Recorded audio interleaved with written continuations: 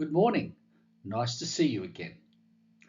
Captain James Cook, a British naval captain, navigator, and explorer, left an indelible mark on world history with his significant maritime achievements and contributions to exploration. Throughout his voyages, Cook explored vast areas of the Pacific, discovering and mapping numerous islands and archipelagos. Cook's legacy extends beyond his discoveries. He implemented measures to prevent scurvy among his crew, improving the health of sailors significantly.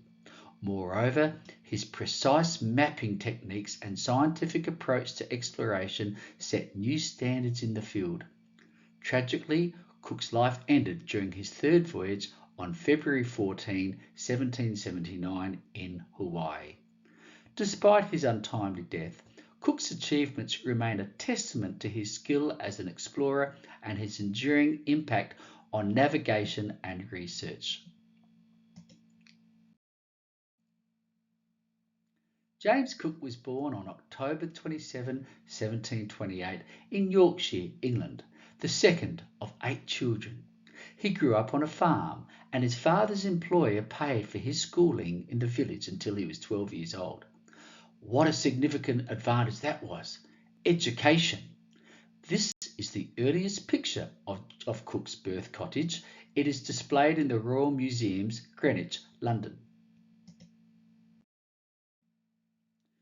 Cook's early teens were spent on the farm where his father worked, but a brief apprenticeship in a coastal village near the coal and whaling port of Whitby brought him into contact with ships and the sea. At the age of 18, he was apprenticed to a well-known shipowner. By 21, he was rated as an able seaman. During the winter months, when the ships were laid up for refitting, Cook studied algebra, geometry, trigonometry, navigation, and astronomy, all the skills he would need one day to command his own ship. In these formative days, Cook sailed North Sea waters off a dangerous and ill-marked lee shore, delivering splendid practical training in seamanship, laying the foundation for his future maritime endeavours. Cook's agency, curiosity, navigational skills, and determination would prepare him for the world of exploration during the latter part of the 18th century. Here's a brief summary of the first two voyages. Cook's first voyage took place from 1768 to 1771. The primary objectives were twofold. Firstly, to observe the 1769 transit of Venus across the Sun. Target location, Tahiti. The second objective was a top-secret instruction that was only revealed to Cook after completion of the first objective. His mission was to search the South Pacific for signs of the postulated continent Terra Australis Incognita, the unknown southern land. At this time, the theory existed that there must be a significant southern landmass to balance the continents in the northern hemisphere. This had been speculated upon since ancient Greek times. It is no wonder that in the 1760s, the missing southern continent was viewed as both a colossus and a jewel. It was believed to be the largest piece of unsold real estate in the world. In the imagination of many, it would be as fertile and as productive as the Americas, with a speculated population of about 60 million. Imaginations were running wild. Note that Terra Australis Incognita doesn't mean Australia as such. In the 1700s, they knew about Australia. It was called New Holland.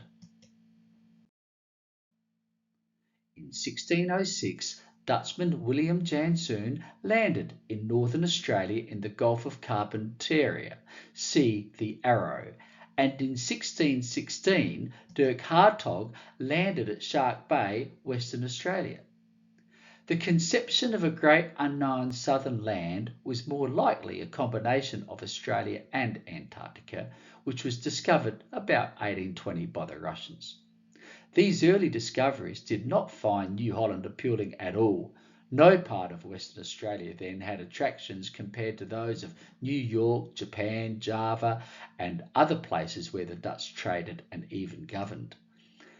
New Holland was seen as barren, arid, waterless, hot, and with hostile natives. Perhaps it is still viewed that way by some. Here's a summary route of the expedition.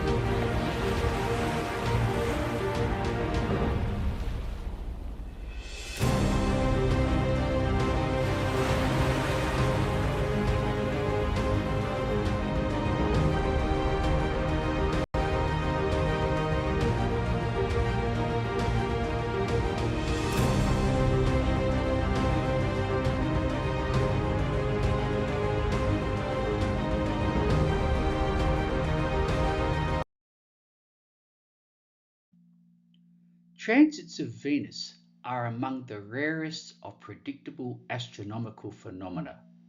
This event happens in pairs 8 years apart that are separated from each other by 105 or 121 years. We've recently had a pair of transits in 2004 and 2012. This NASA image is from the 2012 transit. If you missed it, bad luck. The next pair will not occur until the years 2117 and 2125. James Cook was sent to Tahiti to observe the 1769 transit, knowing that the next opportunity would not present itself until 1874. Historically, Venus transits were of great scientific importance as they were used to gain the first realistic estimates of the size of the solar system. Data from the 1639 transit provided the first estimates of the size of Venus and the distance between the Sun and the Earth. The 1769 transit witnessed by Cook further improved the accuracy of this initial estimated distance. In preparation, Cook commissioned the building of a fortified encampment named Venus Fort. He also had erected an astronomical observatory at what is now known as Point Venus. The observation did not seem to proceed as well as hoped. There were problems in the measurements of the transit timing, now credited to a phenomenon known as the black drop effect, which causes distortion and a smearing of the image of Venus during the transit. Hence, determining the exact moment when Venus began to cross the Sun's edge proved challenging. Nevertheless, calculations from the 1769 transit determined that the mean distance from the Earth to the Sun was 93.7 million miles. Today's measure is 92.9 million miles. This is a difference of just 0.8%. Nowadays, these results have been described as absolutely remarkable, particularly considering what the astronomers had to work with back then. Cook's time in Tahiti was not only about the transit of Venus. He and his crew documented the culture, flora, fauna, and culture of Tahiti. Their observations provided valuable ethnographic insights. Cook and his men collected a huge amount of Polynesian material. Joseph Banks, the Voyage's young naturalist, was particularly acquisitive, and many of the specimens and artefacts that he brought back to England are still in major UK collections. Tattoos were first described by Captain Cook in Tahiti. Joseph Banks and the expedition's artist Sidney Parkinson both had a small, intricate pattern painfully tattooed into their flesh with the sharpened tip of a bone tool dipped into a purplish blue dye. But they were nothing compared to the elaborate spirals and arches decorating the faces of the Maori they met in New Zealand. Surfing was something else first described for Europeans by Joseph Banks.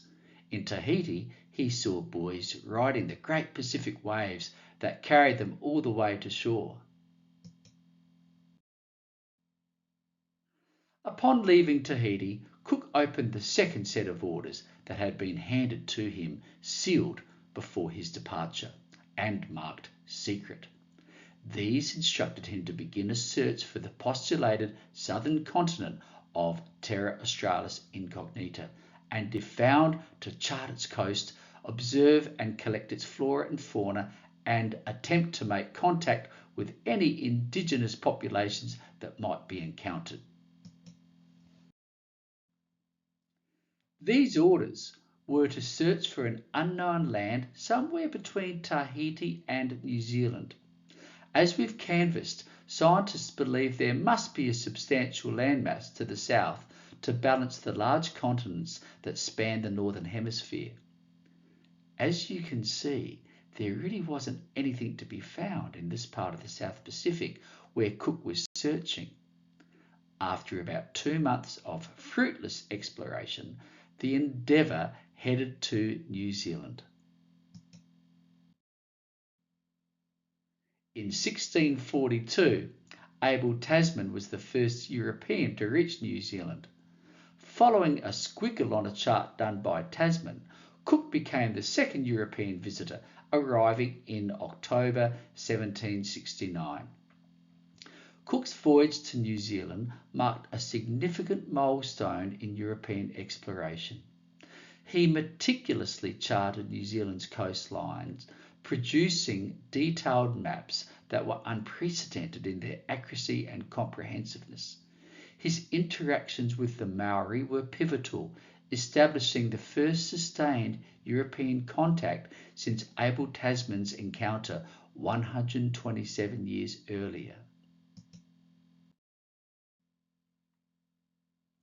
Cook circumnavigated both islands, proving that the South Island was not the sought-after Terra Australis Incognita. He had once and for all given up hope of finding the great southern continent and set sail west. Cook's aim was simply to reach the coast of New Holland that he assumed Abel Tasman had found, by taking note of Tasman's charts. As he approached, Cook did not think he would be the first to discover the major and choice part of a new land. He believed that Tasman had discovered not an island, but the southeast corner of the Australian mainland. At the time, the existence of a strait, Bass Strait, separating the Australian mainland from the small island of Tasmania was not known. Indeed, Tasman himself had no reason to think he had discovered a separate island rather than a remote corner of a continent. In the early light of the morning of April 19, 1770, around 6 a.m., a faint outline of a coast was detected by Lieutenant Zachary Hicks. Cook and his crew had at this moment become the first known Europeans to reach the east coast of Australia. Cook proceeded north and 9 days later docked at Botany Bay. Cook's mapping of the east coast and documented interactions with native peoples paved the way for British settlement 18 years later. Cook's visit to Australia was one long picnic for botanists Joseph Banks and Daniel Solander. Rarely in the history of recorded exploration can scientists have been given such an exciting opportunity. In just 6 days at Botany Bay, they gathered specimens from 132 plant species. Additionally, about 900 plant specimens and fauna from the east coast of Australia were returned to England from their round-the-world voyage. Banks, so excited by his Garden of Eden, was later to complain how little time Cook allowed for natural history collecting, which made each landfall a scramble for new specimens. The second voyage of James Cook was designed to circumnavigate the globe as far south as possible to finally determine whether there was any great southern landmass, referred to as Terra Australis Incognita. On his first voyage, Cook had demonstrated by circumnavigating New Zealand that it was not attached to a larger landmass to the south, and he charted almost the entire eastern coastline of Australia. Yet, his superiors in London still held the belief that Terra Australis existed and that it therefore must lie further south than the area searched during the first voyage. Before Cook departed for the second voyage in 1776, he was required to sit for his portrait, first to Nathaniel Dance, then Joshua Reynolds, and William Hodges, who was the official artist for the second voyage. This portrait of Cook is by Nathaniel Dance. It is the best known and generally thought to be the best likeness. It belongs to the Royal Museums, Greenwich. Two ships, Resolution and Adventure, were fitted for the voyage and set sail for the Antarctic in July 1772. Cook undertook a series of vast sweeps across the Pacific, marking his chart with dozens of newly discovered islands, whilst at the same time correcting the position and even the shape of dozens more. He visited Easter Island, the Marquesas, Tahiti, the Society Islands, Niue, the Tonga Islands, the New Hebrides, New Caledonia, Norfolk Island, Palmerston Island, South Sandwich Islands, and South Georgia, many of which he named in the process. This picture by official expedition artist William Hodges is of the two ships arriving in Tahiti. On the 17th of January 1773, Resolution was the first ship to venture south of the Antarctic Circle, which she did twice more on this voyage. Indeed, Cook correctly predicted that an Antarctic land would be found beyond the ice barrier. Cook's accounts of the large seal and whale populations in Antarctica helped influence further exploration of the Southern Ocean from sealers. In the 19th century, over 1,000 sealing ships travelled to the Antarctic regions and its shoreline. Another painting by William Hodges, this depicts the two ships in Antarctica. Cook's careful and accurate mapping of Pacific islands and exploration of uncharted territories significantly advanced geographical knowledge. So comprehensive were Cook's sweeps across the Pacific that he confirmed one of the great negative discoveries in history, the final incontrovertible proof that the great southern continent did not exist. Another accomplishment of the second voyage was the successful employment of the Larkham-Kendall K1 chronometer. This enabled Cook to be the first mariner to calculate a longitudinal position with reliable accuracy. Cook was full of praise for the watch, which he credited for making charts of the Southern Pacific Ocean so remarkably accurate that copies of them were still in use in the mid-20th century. K1 is now kept at the National Maritime Museum, Greenwich, England. And so we get to Cook's third and final voyage. Not long after Cook's return from his second voyage, the Admiralty divulged to him plans for a two-ship expedition to search for a northwestern passage from the Pacific to the Atlantic. The plan was highly confidential. As part of this voyage, and as a smokescreen cover for their primary intention, was the return of Omai to his homeland, Huahine, near Tahiti. Omai had been brought to Britain by Tobias Furneaux, commander of the HMS Adventure, which accompanied Cook's ship Resolution on the second voyage. Arriving in London in October 1774, Omai was introduced into society by Joseph Banks and became a favourite curiosity in London. The idea of finding a northwest passage, an ice-free sea route connecting the Atlantic and Pacific Oceans, was of great strategic and commercial importance, as it promised a more direct trading route to Asia, potentially giving Britain significant advantages over other European powers.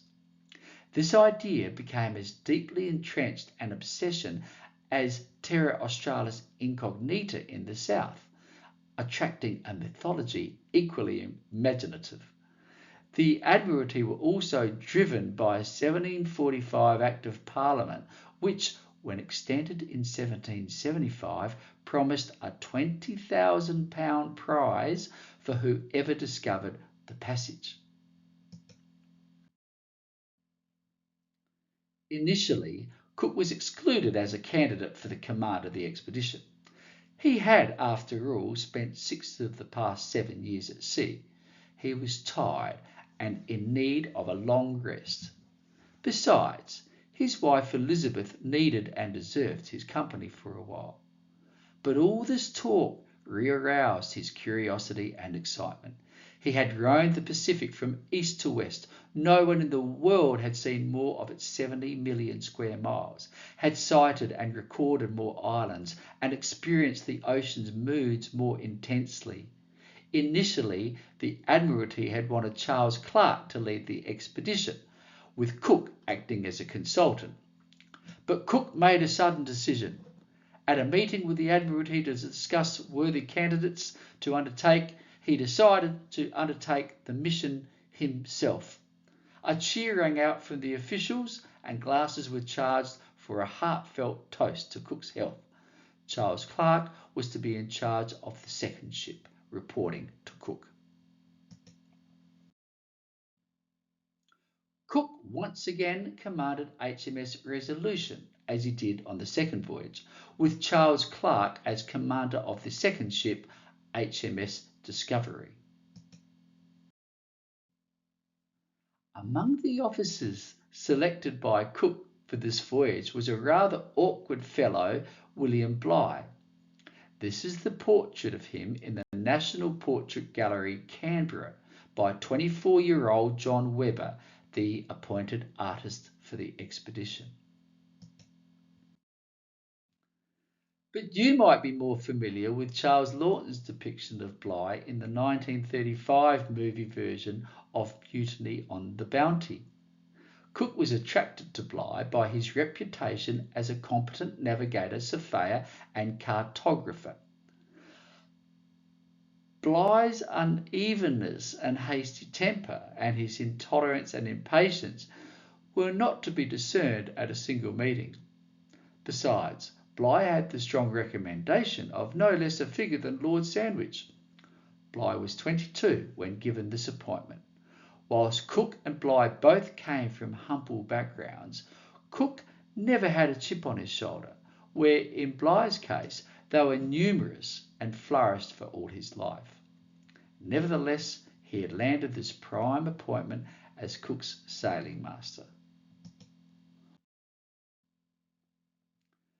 Cook sailed from Plymouth on the 12th of July 1776.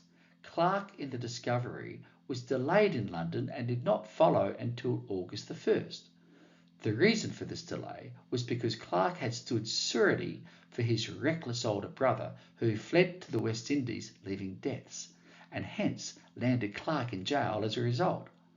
Clark rid his brother's debts and was eventually released, but alas, had acquired the fatal seeds of TB that was to plague him on this expedition.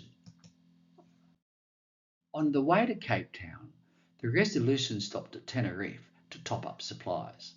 The ship reached Cape Town on 17th of October and Cook immediately had it recorked because it had been leaking very badly through the main deck.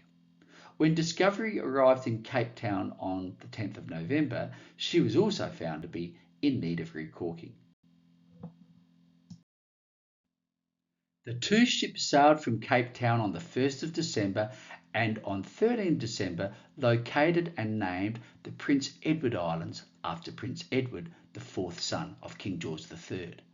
They only passed the islands as an attempt to land was not possible due to bad weather. 12 days later, Cook found the sub-Antarctic Kerguelen Islands, which he had failed to find on his second voyage. The islands, also known as the Desolation Islands, are among the most isolated places on Earth, located more than 1,800 nautical miles south of Madagascar. The islands are part of the French Southern and Antarctic lands and were discovered by the French 4 years before Cook's visit. From the Kerguelen Islands well south of Africa, Cook made for the long leg to Queen Charlotte Sound, New Zealand. Making use of the roaring 40s, they made good sailing until, on January the 19th, 1777, a nasty morning squall struck hard, causing damage. It might have been this incident that had him alter course, heading for Adventure Bay in Van Diemen's Land. Adventure Bay has changed neither in name or appearance in the 250 years since Cook first sighted Tasman Head, the gateway to this bay, a few miles to the north. Adventure Bay is almost a perfect semicircle of sandy beach fringed by dense forest, interspersed by rivulets running down the hills. It was paradise compared with where they had just come from. After repairs, rest and replenishing water and food stock, Cook departed Adventure Island firm in his conviction, like during the first voyage, that it was the southern point of New Holland. Had he spent a few more days sailing north and then west, he would have found the strait, now Bass Strait, separating Tasmania from the Australian mainland. Nevertheless, he carried on to reach Queen Charlotte Sound. Here the Maori were apprehensive because they believed that Cook would take revenge for the deaths in December 1773 of 10 men from the Adventure, commanded by Furneaux on his second voyage. But Cook had no intention for retribution. An elaborate refit of both sloops was put in hand, damaged masts and yards replaced. A yard is a spar on a mast from which sails are set. After 2 weeks, Cook prepared for departure to Tahiti. As a parting gift to Maori chiefs, he gave them 2 goats and 2 pigs. Unbeknown to the Maoris, Cook also released 2 pair of rabbits. The consequences of this innocent enough action were beyond calculation. From New Zealand, Cook headed for the Tongan or Friendly Islands, staying for 2.5 months. His men were ordered to wash their clothes, and Bligh was out every day drawing and surveying.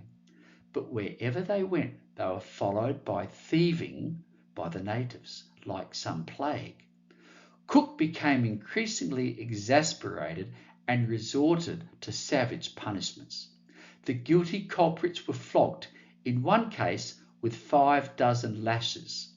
Young midshipman George Gilbert was not the only one shocked by their captain's savagery. He wrote,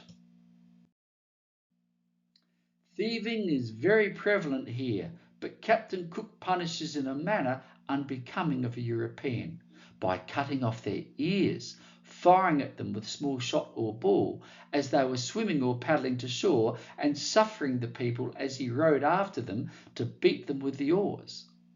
It was a turbulent relationship and puzzling to the Tongans. One day there would be a public lashing, the next a concert and presentation of gifts. The Tongans were not much impressed.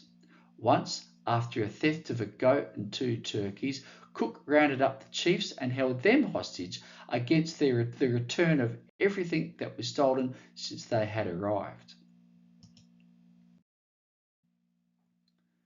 It's not clear why Cook spent so much time in Tonga. He had all the water and feed needed. Rather than lay themselves open to continuous thieving, leading to violence and cruelty, why wasn't he heading for the Society Islands? That Cook seemed to linger rather than to explore unknown islands nearby, such as Fiji, which was only 3 days sailing distant, is a different Cook from his previous voyages.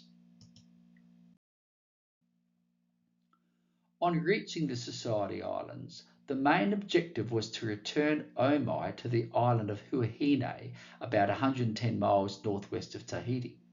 But during Cook's time here, the Polynesian tradition of thieving, as it seemed, continued, further aggravating Cook to the point where his punitive responses became alarming.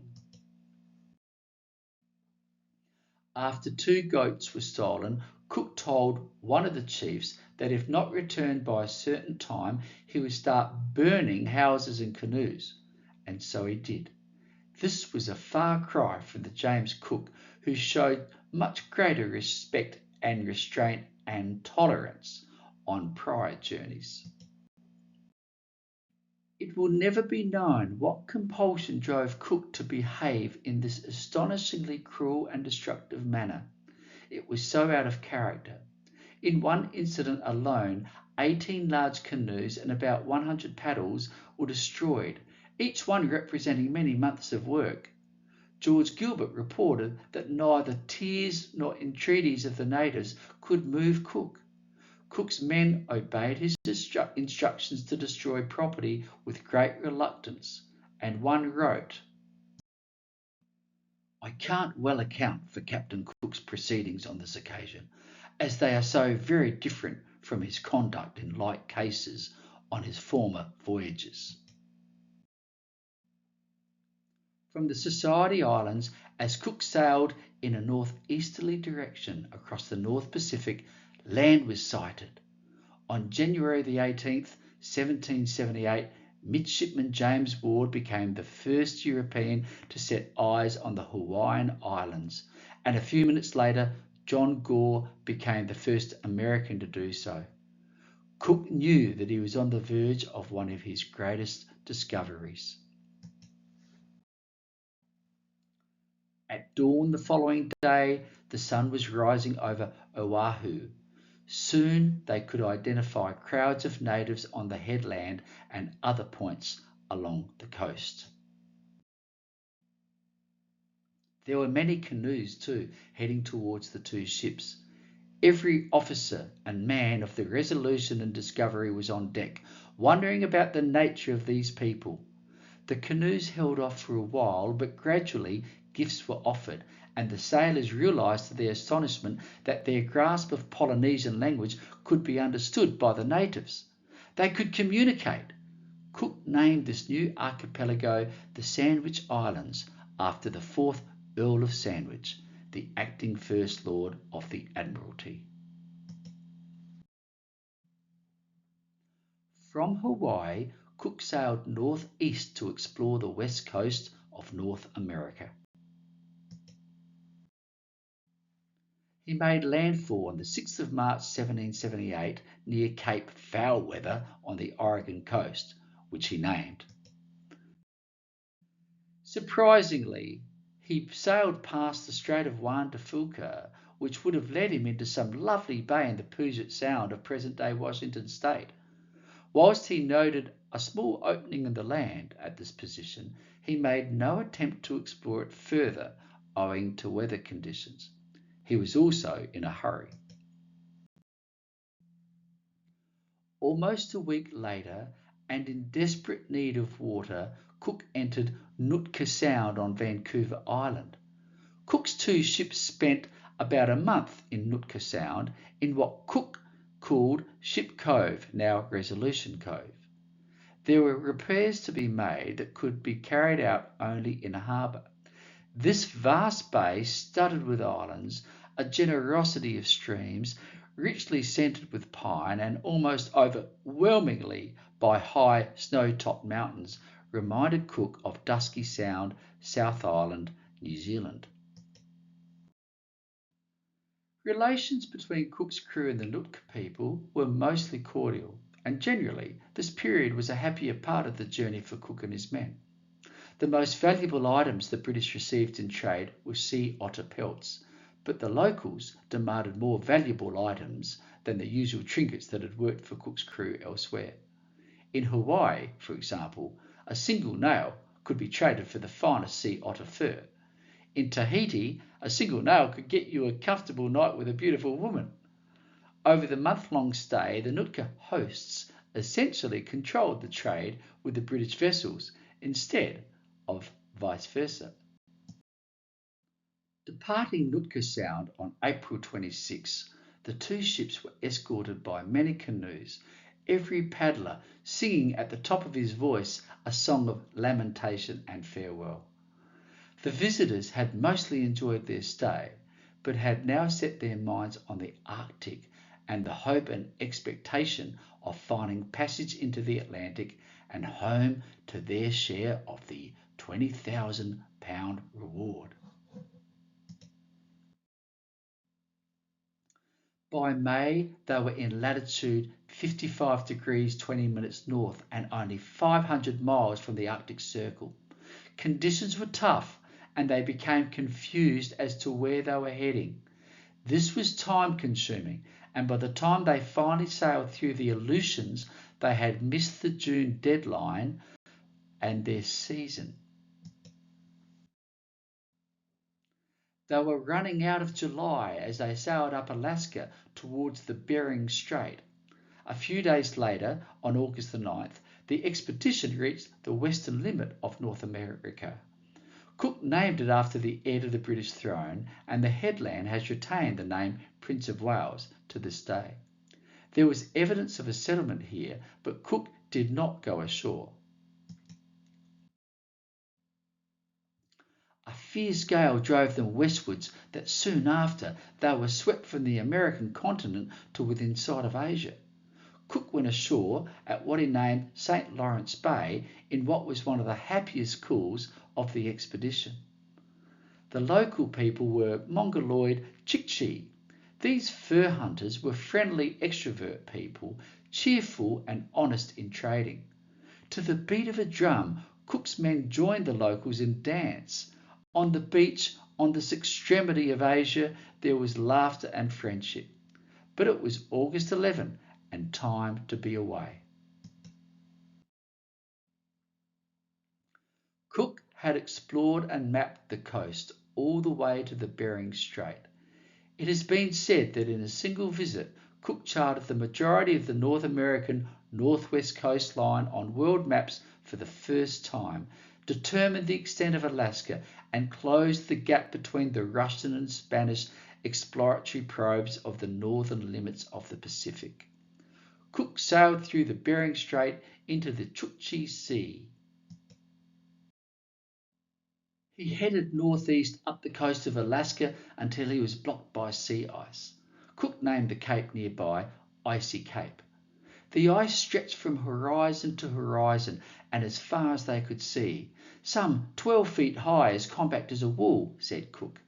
At 70 degrees 44 minutes north, they could penetrate no further. Incidentally, this is less than half a degree from their latitude south, where they had been halted finally by the ice in the Antarctic on Cook's second voyage.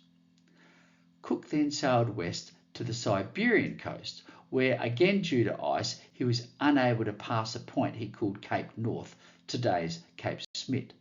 He then followed the Siberian coast southeast back to the Bering Strait.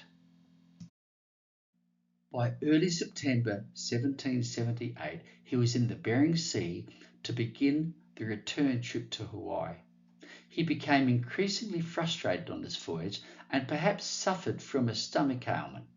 It has been speculated that this led to his irrational behaviour towards his crew, such as forcing them to eat walrus meat, which the crew found disgustingly distasteful and inedible. This episode alone had Cook nearer to suffering a mutiny than at any time in his career as a commander. From the Bering Strait, the cruise went south to Unalaska in the Aleutians, where Cook put in on the 2nd of October to again recaulk the ship's leaking timbers. During a 3-week stay, they met friendly Russian traders and got to know the native population.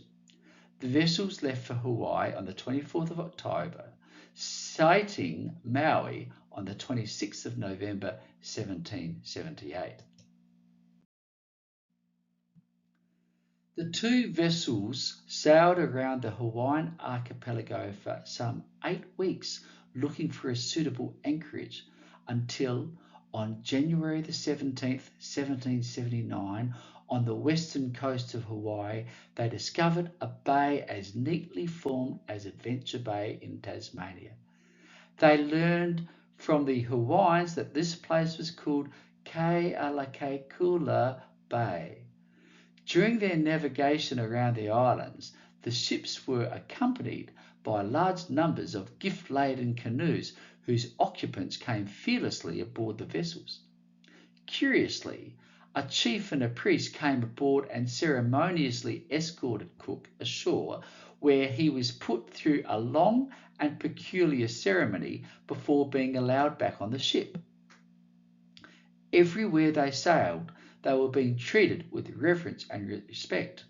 They could make out figures lining the headlands who were waving white cloths. What was this all about? Unbeknown to Cook, his arrival coincided with the Makahiki, a Hawaiian harvest festival of worship for the Polynesian god Lono.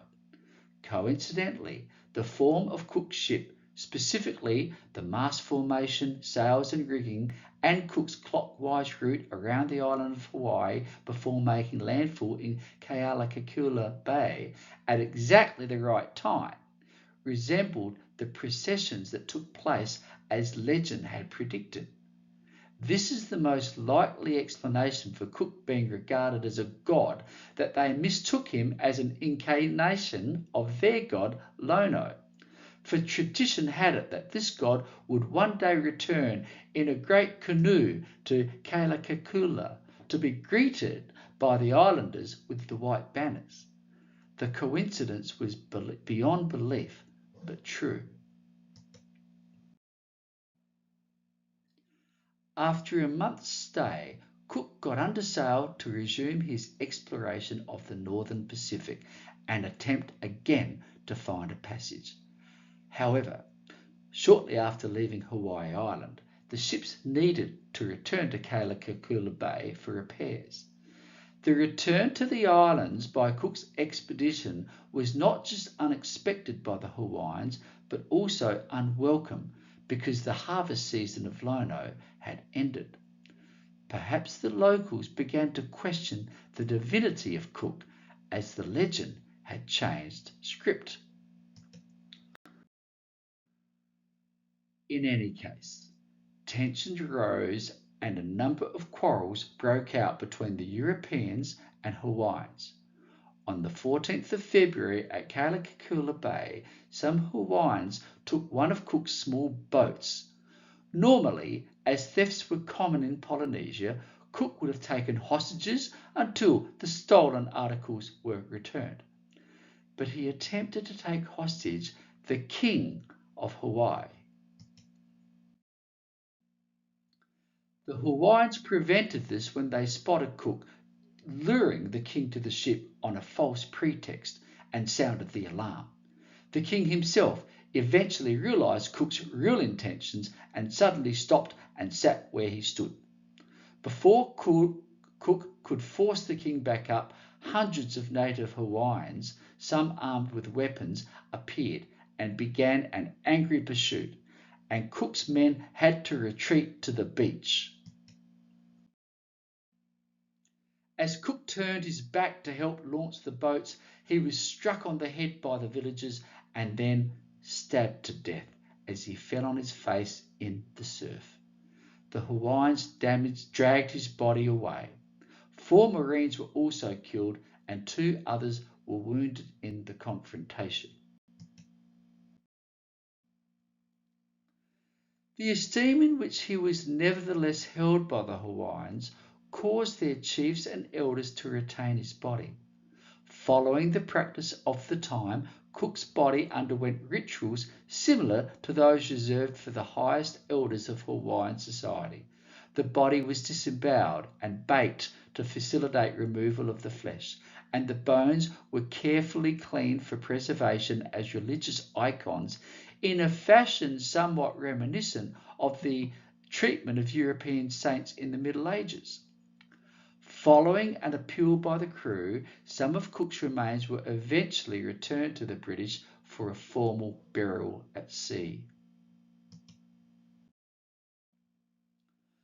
Clark, who was dying of tuberculosis, took over the expedition and, sailing north, made a final failed attempt to pass beyond the Bering Strait and died on his return on August 22nd, 1779.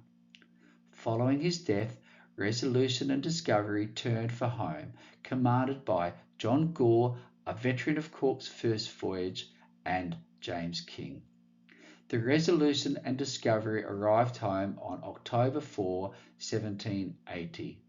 The news of Cook's and Clark's death had already reached London, so their homecoming was to a subdued welcome. In summary, despite not finding the Northwest Passage, Captain James Cook's third voyage contributed significantly to the mapping and understanding of the Pacific Northwest. The journey also included further exploration of the Pacific and extensive exploration along the North American coast, reaching as far as the Bering Strait. As for Cook, he was a different man on this third voyage. Compared with other voyages, there were incidents of careless navigation, indecisiveness, and violent mood swings or periods of irritability leading to downright cruelty. The James Cook of 1774 would never have ordered excessive flogging and ear removals of Polynesians. Thank you.